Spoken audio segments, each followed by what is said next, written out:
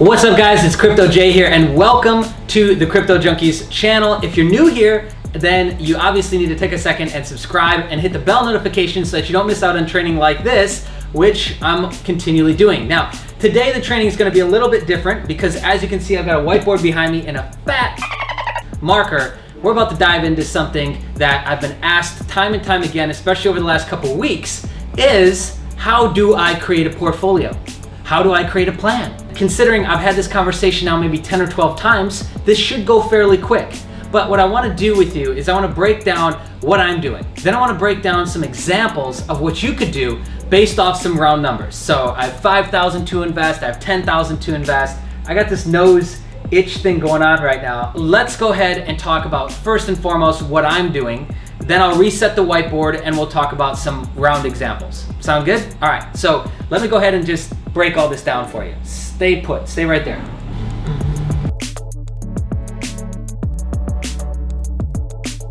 Yeah!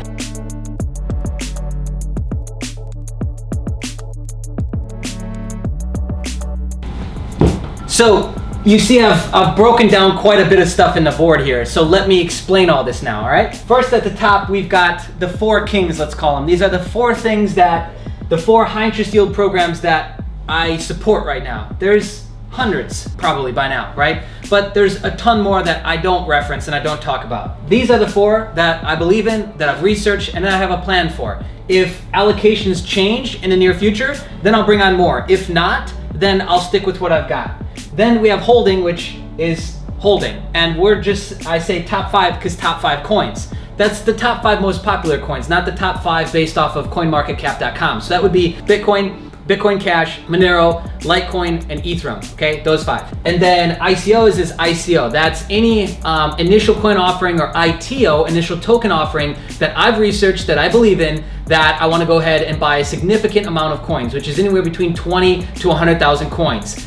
Anything less than that, I just don't know if it's worth it. Again, also depend on the price that it's at. So pre-ICO is what we're talking about. Then next is precious metals, which would be gold and silver. And all the way down at the bottom, this last guy is manual trading, which is obviously manual trading. This is short and long-term strategies with all altcoins, not just Bitcoin, but it's all of them, okay? There's now 3 phases that I've written out on the board. And these 3 phases are actually what you've now seen me do and will continue to see me do.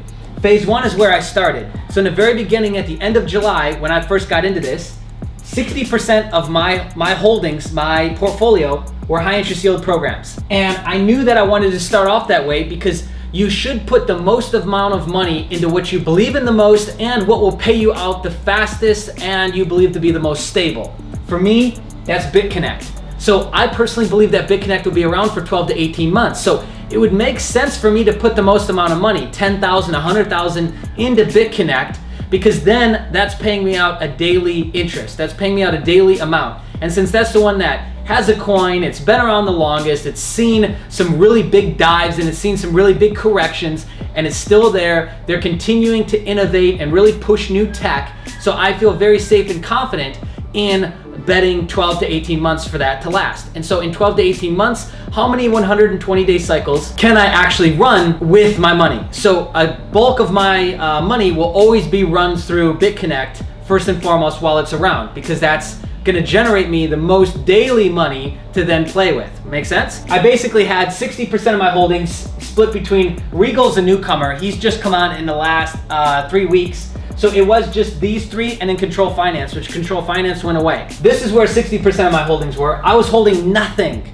in the beginning. I was holding no coins at all. Then I had 40% into ICOs because ICOs and high interest yield programs are pretty similar. The difference is that in ICOs, you tend to have a stronger team behind it. The team is public. They put a lot of effort into the white paper. They put a lot of effort into the whole concept and the, hopefully disrupting technology that they've got behind the ICO. A lot of them are huge, let's change the world, but some of them are very simple, like let's just fix the mining issues that we've got and the cost of mining fees. Not all of them are big, revolutionary, game-changing ideas, but ICOs and high interest yield programs have a lot of similarities to them. I also think that they're on the higher risk of where you should be allocating your portfolio. So 40% was there.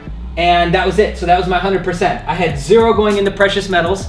I had 0 going into manual trading because I didn't know it. It's only been recently that I hired on coaches and mentors to help teach me, that have 20, 30 years of experience with trading, teach me how to read charts, how to actually know what's going on with the market, how to take social signals and integrate that into our charting signals and indicators, and then make a decision, make a qualified decision at that point. Precious metals I didn't even know about in the beginning.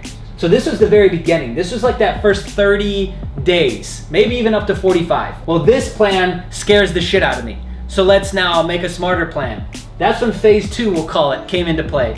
And you see, it was really just fine touches and refinement points. So this is when I became confident in manual trading and my abilities to manual trade. And at the end of the day, my belief should always be the highest in myself. Like if I were to put 100% of my money in BitConnect, I'm basically trusting them more than I trust myself. That to me is just crazy. This number over time should actually become like a 70-30. And most of my money should be put into manual trading efforts because again, I believe the most in myself. Here we had a 50%, we dropped down 10%. We brought up 5% in holding, so just holding the top 5 picks. ICOs went down a lot because ICOs again are a gamble. So if we were already gambling up here, we can't afford to gamble with another huge chunk of our portfolio with ICOs. Yeah, right here.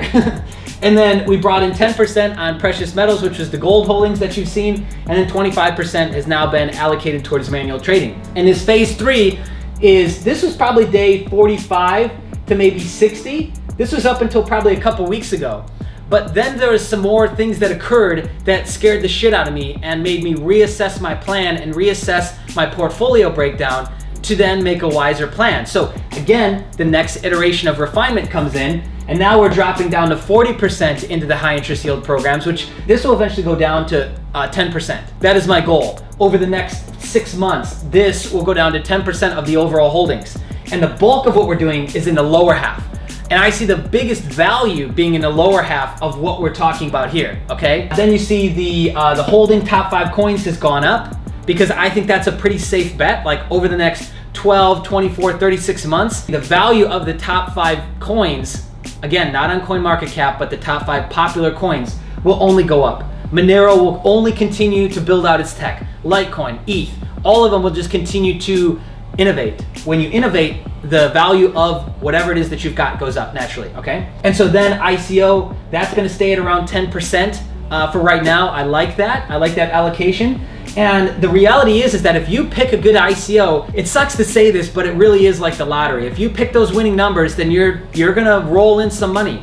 And ICOs is the same thing. Like if I were to invest 10 to 15 ETH in these really good picks, these really great ICO picks, then I'm clearing anywhere between, what would that be, $20 to maybe $100,000 per ICO.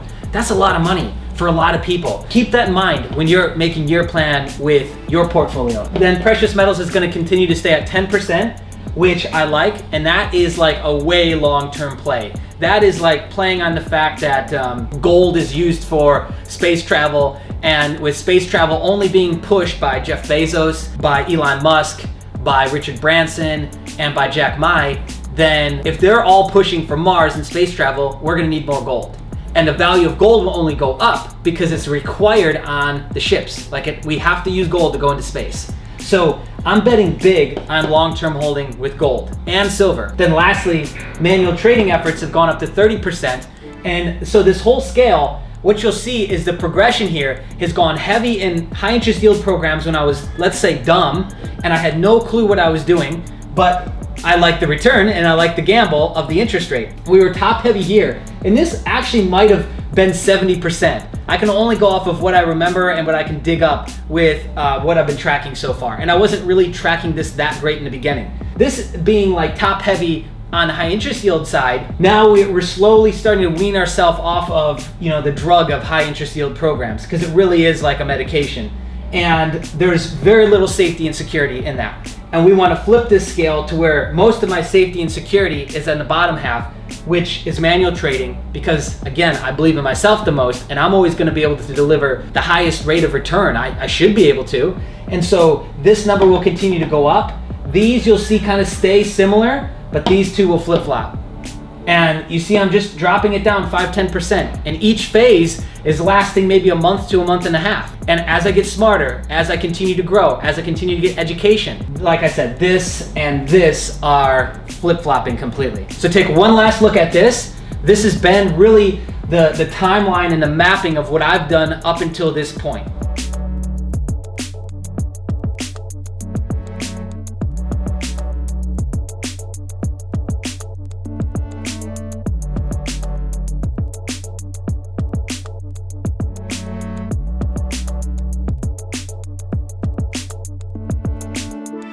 All right, so I've cleared out the board now, and let's start over now with a simple example. Let's do two examples. Let's do a $5,000 example and a $10,000 example. My intention with this is to help you create a plan for yourself. Regardless of what you're doing now and how your allocations sit with your portfolio, I think this will really help you. So, and this is the conversation that I've had now about a dozen times, and I'll probably have it another 50, 60 times.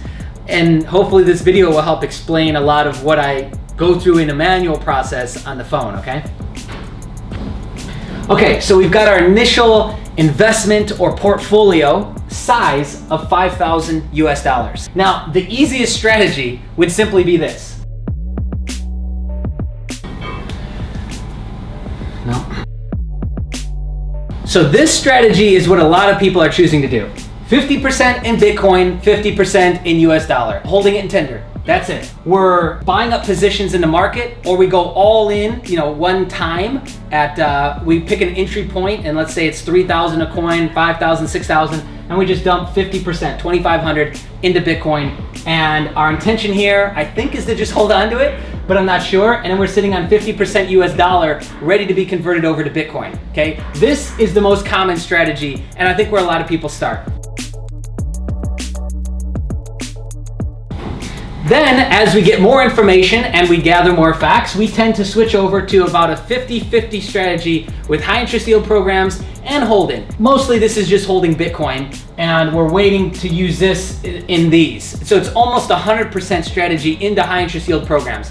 This is very dangerous, okay? From the start, I want to note that from the start, I knew that it would be dumb to put all my money in high interest yield programs. But I also knew that if I could get a certain window out of them, then I was willing to go very heavy with my portfolio in on the high interest yield programs, which is what you saw. You could even do a 60-40 here, a 60-40 split with this. So that means 2,500 to high interest yield programs. Maybe that's BitConnect, you go 100% into there, or spread it out between two.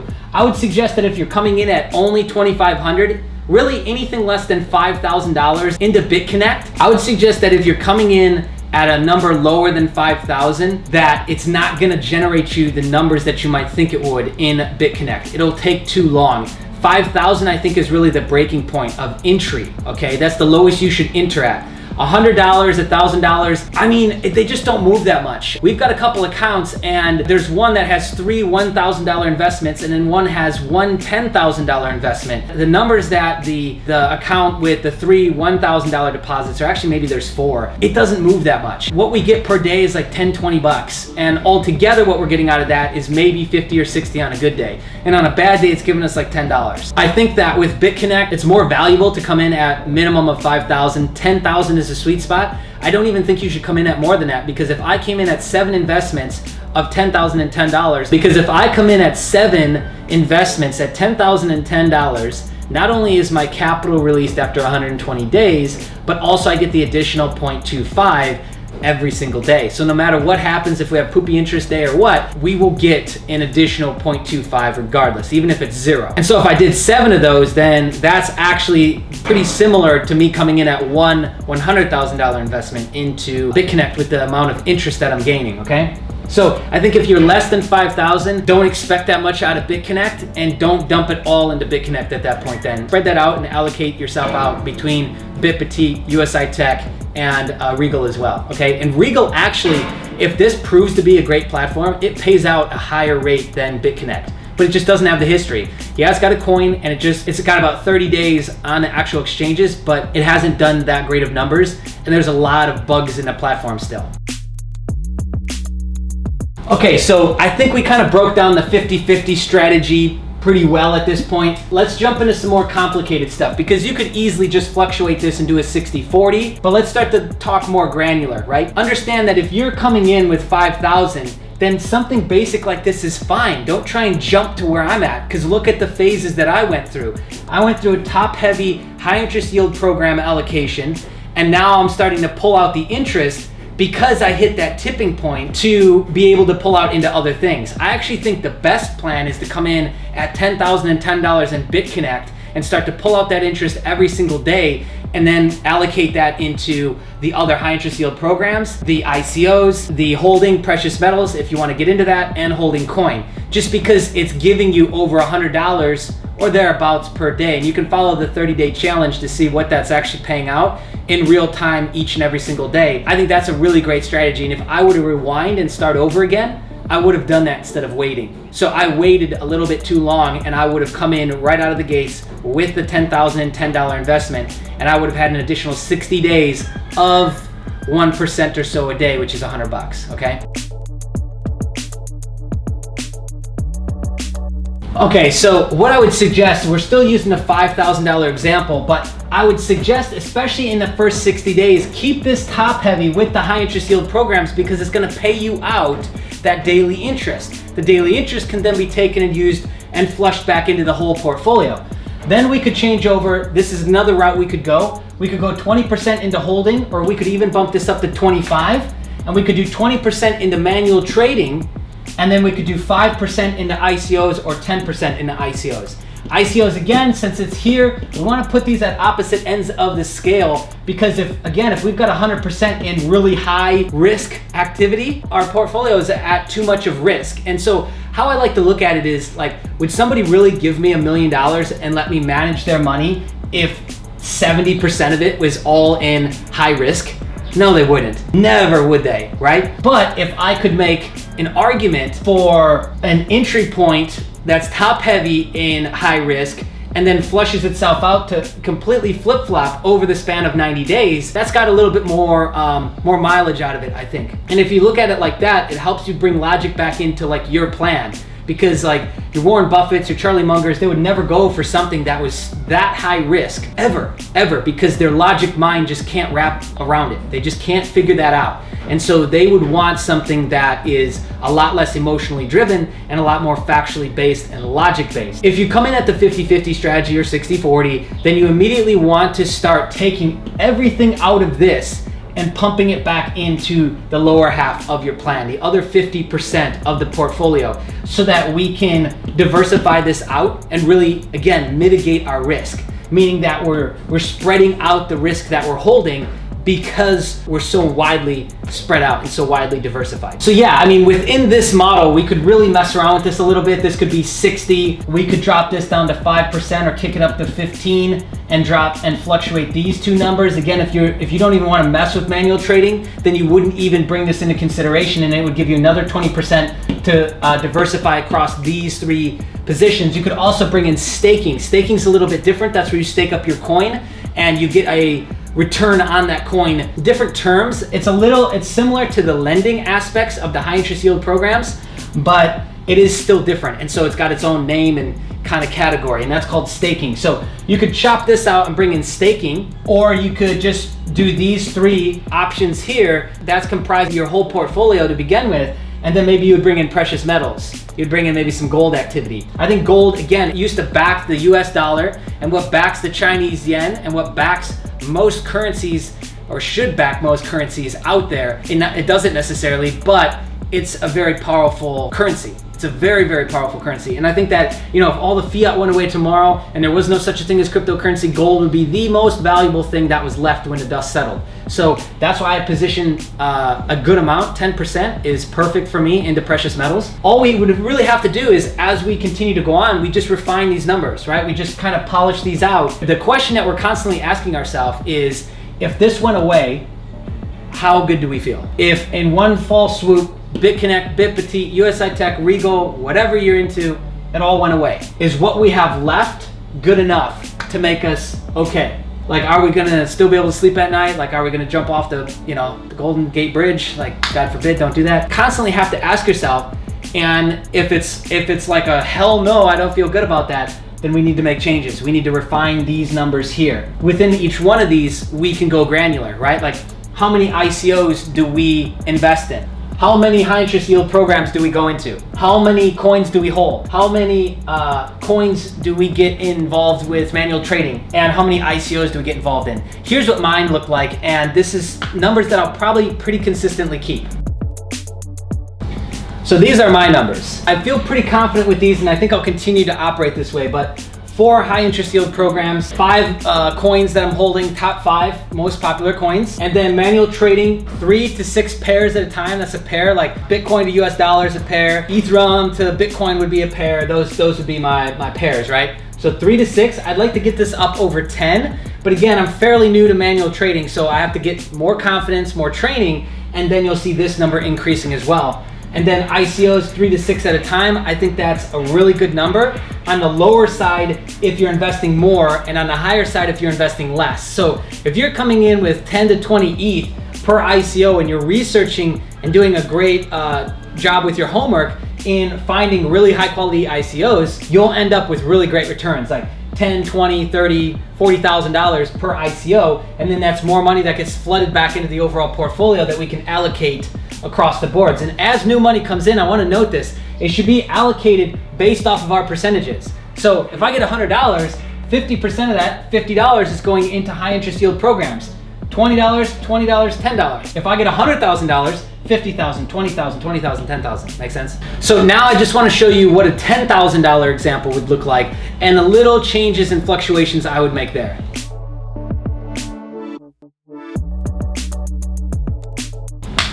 Okay, so if you had $10,000 to invest, we got 5,000 here, 5,000 here, right? In this section, since we've got 5,000, I would actually suggest, and what I would do is to come in at BitConnect and BitConnect alone, because then I'm getting 50, 60 bucks a day with that interest.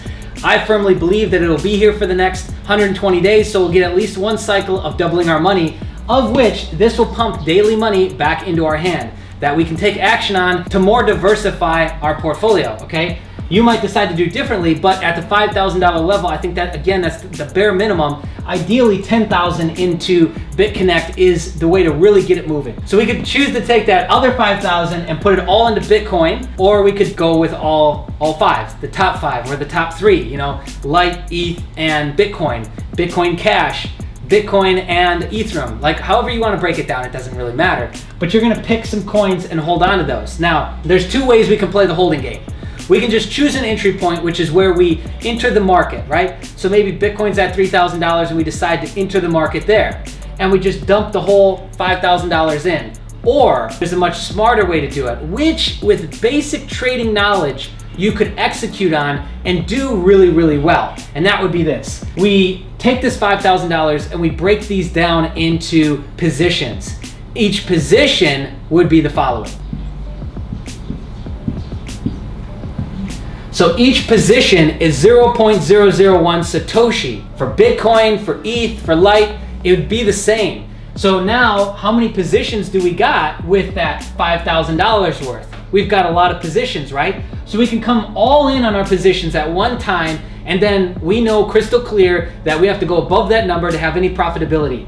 And that will still probably pay us out. Even though this is a longer term play, a 12 to 36 month game plan, this will still pay us out, foam, you know, cream on the top. And we can pull that out and circulate it back into the overall portfolio, or just keep it all in there, right? This strategy would be where we start to buy in positions, and we buy when the market goes down, and then we cash in as the market goes back up. So as the market hits a bear market, we buy up more position size on the way down, because what that's doing is that's lowering our profitability line. That's lowering the threshold in which we will be in the green. We will be in profit, and we can start to pull out foam out of this and pump it back into the overall portfolio, or just continue to hold on to it, right? This gives us more opportunity. That's why we do this. So when we break down the position size into this, we get way more opportunities, and we get our dollars working for us a lot higher, a lot faster, a lot more, right?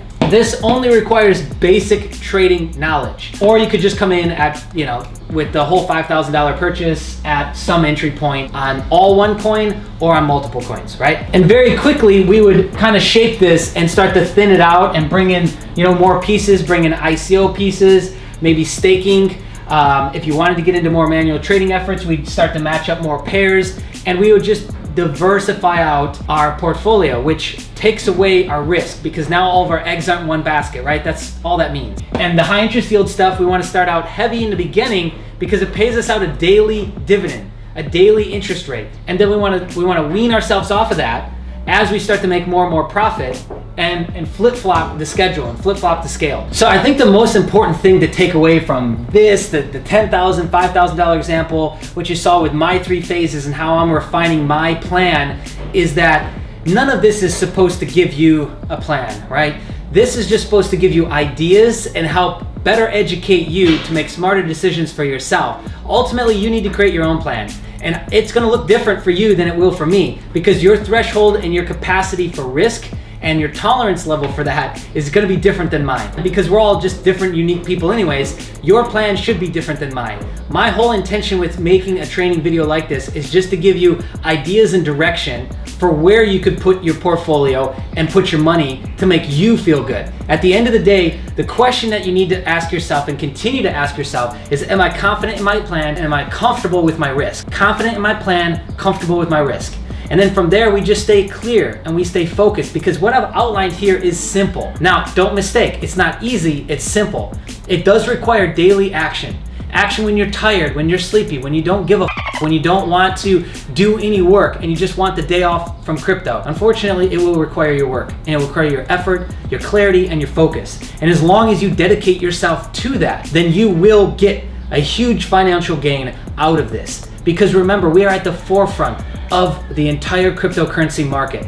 Where it goes from here, what it looks like 2-3 years down the road, will be completely different than how it is now. This is the literal gold rush that we're faced and dealing with right now. And you have the opportunity to seize it with just making a simple plan. And I'll admit, the plan that I had in the beginning, most people would be like, wow, that is bit. But look where it's led us in just a short, we're at about 60, 75 days now. And now if we were to fast forward a year from now, and we'll do that, we'll look back on videos like this, and I'll talk and point out where my head was at now versus then. And you'll get to see how this, what some might consider stupid plan, has refined itself into pure genius to get us where we want to go. And that's all I care about, is I care about the finish line and getting there. And how I've been creating this plan and how I've been moving forward is just by starting at the finish line and working my way backwards. When I start at the end and I say, okay, this is where I want to end up, it's very easy to look at, well, what's 50%? What's the 50% line? And then let's fill in our quarters, just like a ruler. And what's 25 and 75% look like? Okay, we can kind of still fairly easy ballpark those. Then we can add in maybe our eighths and our 16ths and our 32nds if you wanted to. And you could really stretch and refine that out, whether that's all in one sit-down session or a couple weeks worth. You could really chop that down into action-sized pieces pretty quickly off of just one end goal. Just what's the finish line look like? And so what I would suggest and challenge you to do, now that you've completed this video, you've made it through the journey of listening to me for about 30 minutes now, is to now shut off the video, get a pen and a piece of paper, or open up your notepad or whatever productivity app you use on your computer, and go ahead and make your cryptocurrency portfolio plan now. And after you've created it, share it with me in the Discord chat group, and who knows, I might just reward you for taking action and sending you some Bitcoin, Lite, or ETH just for completing that simple challenge. All right, that's it, my friends. Thanks for tuning in. See ya. What's up, crypto junkies? Be sure to like and place a comment below with your BTC address for a chance to win free Bitcoin. That's right, on a regular basis, we send out Bitcoin to the crypto junkies community. Also, be sure to click on the subscribe button and the bell notification so that you get an email every time we upload a new video on the channel and you don't miss out on any of the fun contests and challenges that we're constantly running. Much love, my friends.